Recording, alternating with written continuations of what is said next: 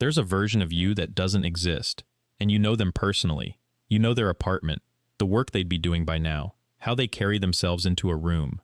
You've never met, but you could describe them to a sketch artist.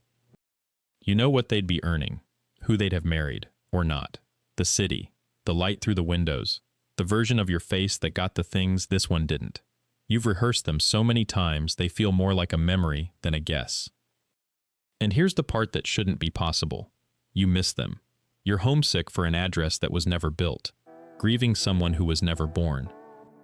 That grief has a name, a mechanism, and one thing it's been waiting for you to do, not what you think.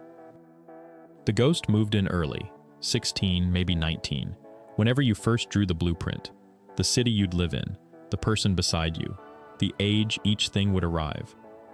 You thought you were daydreaming, you weren't. Your brain was doing construction. Because here's what the research says about the futures you imagine. They aren't fog. In 1986, psychologists Hazel Marcus and Paula Nurius showed that possible selves, the specific people we expect to become, function as real cognitive structures. Your brain files them the way it files actual plans.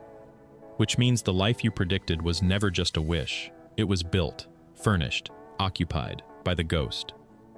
And the ghost keeps lease terms you never agreed to. It sharpens on birthdays. It stands in the doorway at reunions. It looks over your shoulder when you scroll, brightest at 1 a.m., when someone from school buys the house the ghost was supposed to own. Watch how precise it is. It never haunts you with someone else's life, only your own, the specific one you drafted. It doesn't say you should be happier. It says you should be there by now, and it knows the exact address. That precision is the tell. This isn't vague dissatisfaction. It's a person, and you're the one who built them. You've argued with it, noticed it never argues back? So why didn't the prediction come true? You've assumed the answer is you.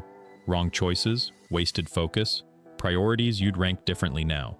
Here's the verdict the data actually returns. Your forecasting instrument was miscalibrated at the factory.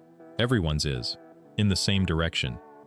Daniel Gilbert and Timothy Wilson spent 2 decades showing that humans systematically mispredict what will make them happy, and how much. They called it the impact bias. The you who drew the blueprint wasn't foolish. They were running the same flawed software as every human who has ever planned a life. And it fails in a specific way. That blueprint didn't just overestimate how good arriving would feel. It overestimated how permanent every feeling along the way would be. The setbacks that felt like the end weren't.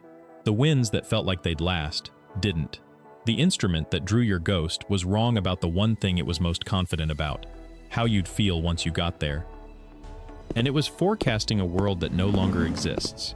No 16-year-old's blueprint priced in what technology would do to their industry, what the economy would do to their timeline, what a pandemic would do to everything. The target didn't just get missed.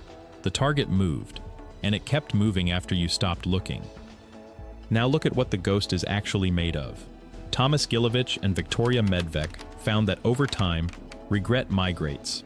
In the long run, people are haunted far less by what they did than by what they didn't do. Check your ghost against that.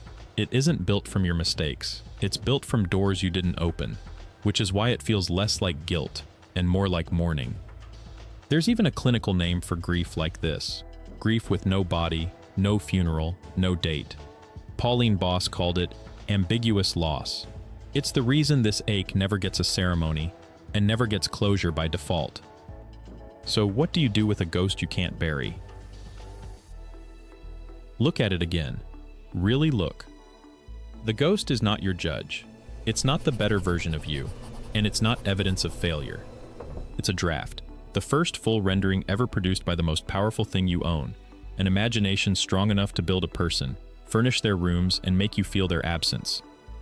The ache you've been carrying is the proof that machinery still runs. Think about what that grief actually certifies. You can only mourn a future vividly enough to build it if the builder still works. People who feel nothing about their unlived lives haven't won. The equipment just went quiet. Your ache is the sound of yours still running at full power.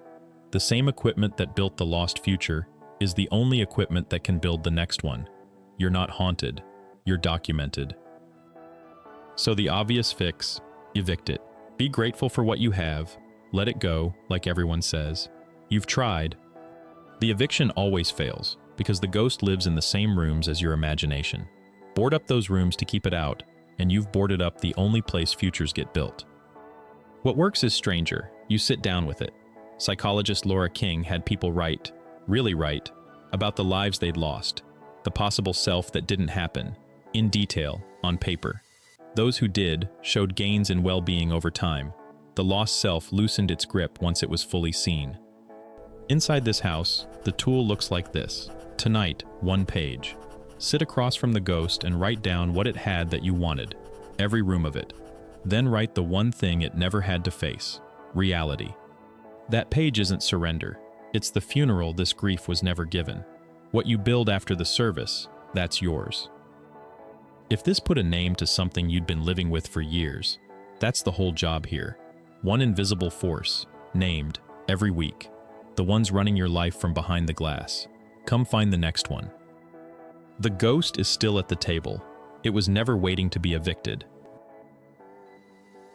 Set a place for the ghost.